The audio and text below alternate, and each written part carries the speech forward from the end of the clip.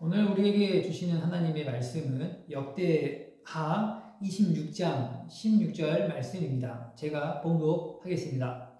그가 강성하여 지내 그의 마음이 교만하여 악을 행하여 그의 하나님 여호와께 범죄하되 곧 여호와의 성전에 들어가서 향단을 분향하려 한지라. 아멘.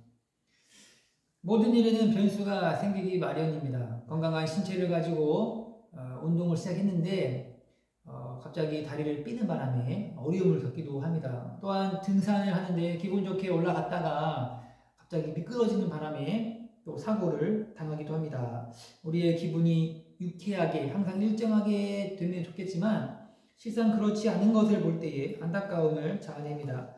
우시야 왕은요, 신앙의 굴곡을 경험합니다. 잘 믿다가 어느 순간에 그는 미끄러지게 되어서 악을 행하는 거예요.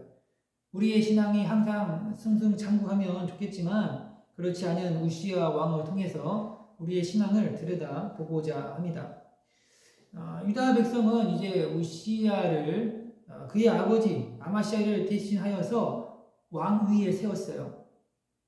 우시야는 16세의 왕위에 올랐다가 52년 동안 그렇게 나라를 통치하게 됩니다. 우시야를 향한 성경의 평가가 무엇입니까? 본문 4절에 보니까 우시야가 그의 아버지 아마시아의 모든 행위대로 여호와 보시기에 정직하게 행했다라고 있어요. 정직하게 행했다. 그리고 하나님의 묵시를 밝히 하는 스가랴가 사는 날 동안 우시야는 하나님을 열렬히 찾았고 하나님은 그를 축복해 주었습니다. 어느 날 우시야는 이 블레셋 사람과 싸워서 가두와 야브네와 아스돗 성들을 점령하고 그 성벽들을 헐어서 아스돗 일대와 그 밖에 블레셋 성들을 블레셋 땅에 새로운 성들을 건축하게 됩니다. 하나님은 블레셋 사람과의 전쟁에서만 우시야를 도운 것이 아니라 구르바알에 거주하는 아라비아 사람들과 마온 사람들과의 전쟁에서도 우시야에게 크나큰 승리를 안겨다 주게 되었습니다. 아몬 사람들이 우시야에게 조공을 바치자 그의 세력은 대단히 막강해져서 그는 애굽에까지 그의 명성을 떨치게 되었어요. 우시야는 성 모퉁이와 골짜기 문과 성벽 모퉁이에 망대를 세워서 예루살렘을 한층 더 강화시킵니다. 우시야에게 많은 전투 병력이 있었는데 이들의 기록 카드는 총사령관인 하냐냐의 지시를 받아서 서기관 여이엘과 그의 부관 마세야가 취급하고 있었습니다. 이들을 지휘하는 장교들만 숫자를 세보니까 2600명이었고 또한 그의 부하들은 30만 7500명이었습니다. 이들은 왕을 위해 적군과 용감히 싸울 수 있는 정예 병들이었죠.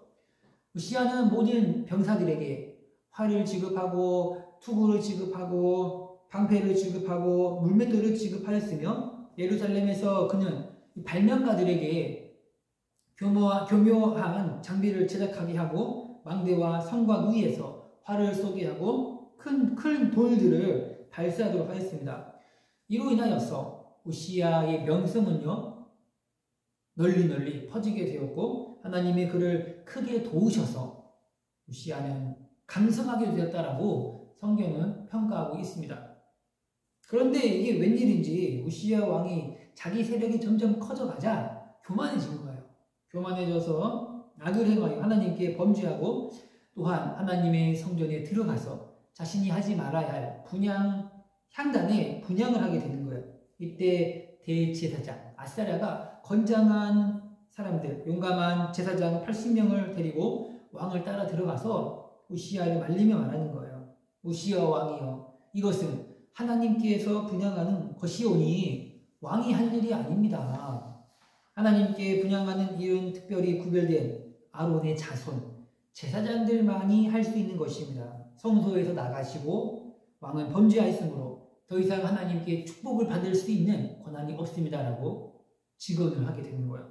이때 성전 향단 곁에서 분향하려고 그렇게 향로를 잡고 있던 우시야가 대제사장에게 화를 내면서 화를 낼 때에 그 순간 우시야 이마에는 병이 생긴 거예요. 문둥병이 생겼죠. 결국 우시야 왕은요 죽는 날까지 나병 환자가 되어서 다시는 성전에 들어가지 못하고 별궁에 혼자 격리하는 생활을 하게 됩니다. 이후에 그의 아들 요담이 왕궁을 관리하고 나라 일을 맡아 다스리게 되었죠. 여러분, 우시아는 하나님의 도우심으로 인하여 강성하게 되었어요. 이것은 분명 하나님의 도우심으로 인하여서 강해지게 되었지만 우시아 마음에 점점 하나님이 도우셨다는 그 은혜는 사라지고 내가 이루었다는 식의 그런 마음만 생기게 되고 있습니다. 분명 우시아는 전쟁에서 이기며 많은 병력을 거느릴 때에 우리 하나님께서 하셨습니다. 하나님이 지금까지 도우셨습니다라고 찬양을 하기도 하고 신앙 고백을 하기도 했어요. 하지만 어느 순간에 그의 마음은 변질된 거예요. 그의 명성은 날로 알려졌고 전쟁에서 승승장구하는 자신을 바라보면서 야, 이제 이 정도면 됐다라고 하는 안일한 마음이 그의 마음 가운데 자리를 잡았어요. 다시 말해서 하나님의 도움이 없이도 내가 내 힘으로 모든 것을 할 수 있다는 그런 마음들이 자리를 잡은 것이죠. 도대체 그의 마음은 어떤 마음이었습니까? 성경의 기록은 교만한 마음이 그의 마음을 차지했다라고 말씀하고 있습니다. 단순히 이것은요, 교만했다 이 정도가 아니에요. 이 교만한 마음은 결국 하나님을 향한 범죄함이기 때문에 문제가 되는 것이죠. 성도 여러분, 이 정도면 됐다라고 하는 안일한 마음이 우리 가운데 있지 않습니까? 예전에는 주님이 없이는 안 됩니다 라고 하는 간절함과 절박함이 있었는데 그런 마음은 어느 순간에 하나님의 도우심은 사라지고 주님이 도와주셔도 그만이고 뭐 안 도와주셔도 그만입니다. 이런 식으로 나가지 않습니까? 그때를 조심하십시오. 우리를 자녀 삼아주시고 우리가 지금까지 신앙생활 할 수 있다는 이것은요, 모든 것이 주님의 도우심이에요. 우리 주님이 하셨습니다. 우리 주님이 행하셨다라고 하는 이런 신앙 고백들이 우리 가운데 더욱더 살아나야 하는 것이죠. 점점 희미해져가는 신앙 고백 속에서 우리의 탐욕과 안일함이 자리를 잡고 있지는 않은지 돌아보아야 합니다. 본문 15절에 있는 것처럼 그의 기이한 도우심을 얻어서 하나님의 도우심을 입어 우시아는 강성하게 되었다라고 했어요. 여러분, 하나님의 도우심을 잊지 맙시다. 하나님의 도우심은 지금도 우리에게 임하고요. 하나님은 우리의 삶을 인도하시고 이끌어가고 있음을 만들어 주는 거예요. 하나님의 도우심은 우리가 곤경에 빠질 그때에 살려주는 것이죠. 날마다 도우시는 주님의 손길을 의탁할 때입니다.